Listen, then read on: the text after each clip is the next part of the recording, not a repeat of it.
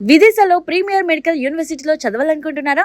8+ best choice. ఇప్పుడే సంప్రదించండి 9963936699. నమస్కారం. రాబోయే 2026 మే నెలలో ద్వాదశ రాశుల వారికి ఎలా ఉండబోతుంది, వారు ఎలాంటి పరిహారాలు చేసుకుంటే ఎలా ఉంటుంది అని మనకి వివరించడానికి ఈరోజు మనతో పాటు ఉన్న గెస్ట్ స్పిరిచువల్ హీలర్, అలానే wellness and life coach Vanaja Ramasetti గారు. మ్యామ్తో మాట్లాడి మరెన్నో వివరాలు ఈరోజు మనం తెలుసుకుందాం. నమస్కారం. నమస్తే మా. ఎలా ఉన్నారు? బాగున్నానమ్మా, థ్యాంక్ యూ.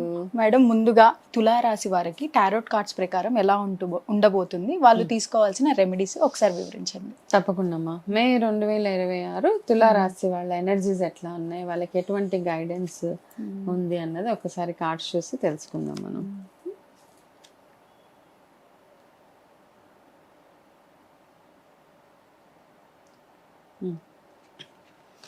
ఒకటి మీకు కూడా ఇందాక ఏదో రాశికి ఒక స్పెషల్ కార్డ్ వచ్చింది, సింహరాశి, మిథున రాశి వాళ్ళకి వచ్చింది కదా.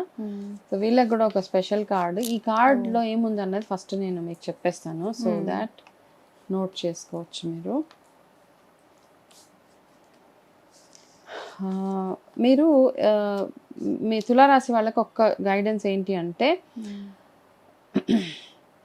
డెసిషన్ తీసేసుకోండి. దేని మీదో డెసిషన్ తీసుకోకుండా చాలా చాలా ఆలోచిస్తున్నారనమాట వీళ్ళు. ఓకే, అట్లా డెసిషన్ తీసుకోకపోవడం వల్ల చాలా మందికి నష్టం, మీకు కూడా నష్టం జరుగుతుంది ఇక్కడ. అయితే ఎందుకు డెసిషన్ తీసుకోలేకపోతున్నారంటే, మీరు ఒక చిన్న ప్రాబ్లమ్ని ఓవర్గా అనలైజ్ చేస్తున్నారు. ఆ ఓవర్ అనాలిసిస్ వల్ల వీళ్ళు డెసిషన్ తీసుకోలేకపోతున్నారు. కాబట్టి ఎక్కడో ఒక దగ్గర కాంప్రమైజ్ అవ్వాలి. అది ఏంటి అన్నది సింహరాశి వాళ్ళకి తెలుస్తుంది. నేను దాన్ని ఇంకా ఫర్దర్గా డీకోడ్ చేయలేను. కాబట్టి మీరు ఒకవేళ దీనికి కనెక్ట్ అవ్వగలిగితే దానికి తగ్గట్టుగా మీరు ఈ సొల్యూషన్ నేను చెప్పినట్టుగా మీరు దానికి ఒక కొలిక్కి తెచ్చేసి దానికి ఒక డెసిషన్ తీసుకొని ఆ ప్రాబ్లమ్ని అక్కడికి క్లోజ్ చేయగలిగితే బెటర్గా ఉంటుంది వీళ్ళకి ఈ మంత్ అన్నమాట. ఓకే, సో అది ఒకటి.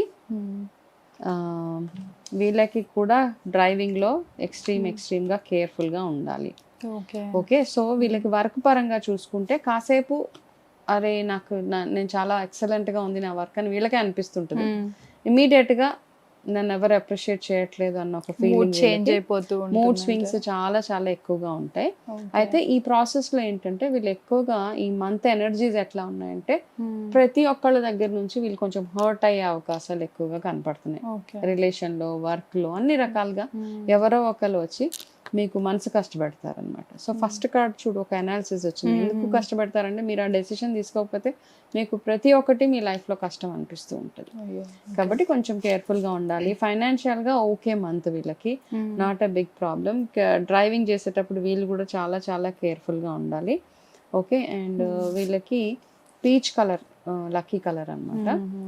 వీళ్ళు చేయాల్సినది ఒకటి ఏంటి అంటే, ఈసారి ఖచ్చితంగా ఈసారి వచ్చే అమావాస్య ఎప్పుడైతే వస్తుందో, నెక్స్ట్ వచ్చే అమావాస్య, ఆ అమావాస్యకి వీళ్ళు వాళ్ళ పితృదేవతలకు గాను ఒక దీపం వెలిగించి వాళ్ళ పేరు మీద ఏదైనా ఒక దానం, ఎవరైనా లేని వాళ్ళకి ఆ రోజు అమావాస్య రోజు మధ్యాహ్నమో ఏదో ఒక టైంలో మజ్జిగనో లేకపోతే ఒక నెలకి సరిపడా అట్లీస్ట్ ఒక ఫ్యామిలీకి ఇచ్చేలాగా వీళ్ళు చూసుకుంటే సరిపోతుంది. దీపము మధ్యాహ్నం టైంలో పెట్టండి, సాయంత్రం టైంలో కాదు.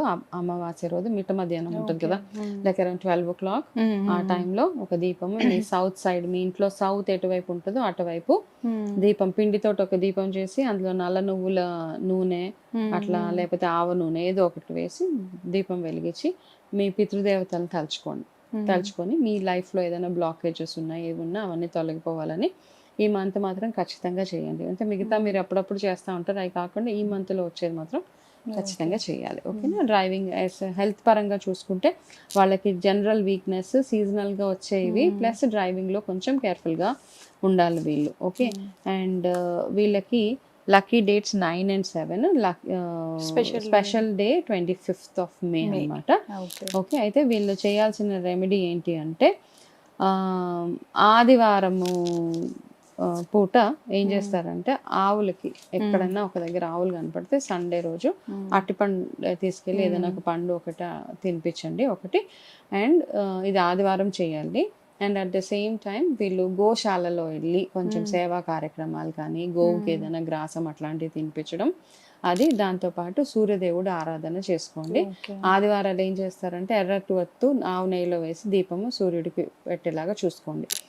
మళ్ళీ క్వశ్చన్ చాలా మంది అడుగుతారు, దీపం ఎక్కడ పెట్టాలి మేడం? సూర్యోదయం అయ్యే టైంకి మీరు బయట బయట మీకు ఎక్కడైతే ఆప్షన్ ఉంటుంది, తులసి మొక్క ఎక్కడో ఏదో ఒకటి ఉంటుంది కదా, అక్కడ ఏదైనా చిన్నది ఏదైనా చిన్న పీట లాంటిది పెట్టుకొని అక్కడ దీపం పెట్టుకొని అక్కడ ఆదిత్య హృదయ స్తోత్రం అది చదువుకొని కాస్త బెల్లం ముక్క ప్రసాదంగా పెడితే మీకు అన్ని రకాలుగా బెటర్గా ఉంటుంది అనమాట ఈ month. Okay okay ma'am, thank you. తులారాశి వాళ్ళ గురించి చక్కగా వివరించారు. Yeah.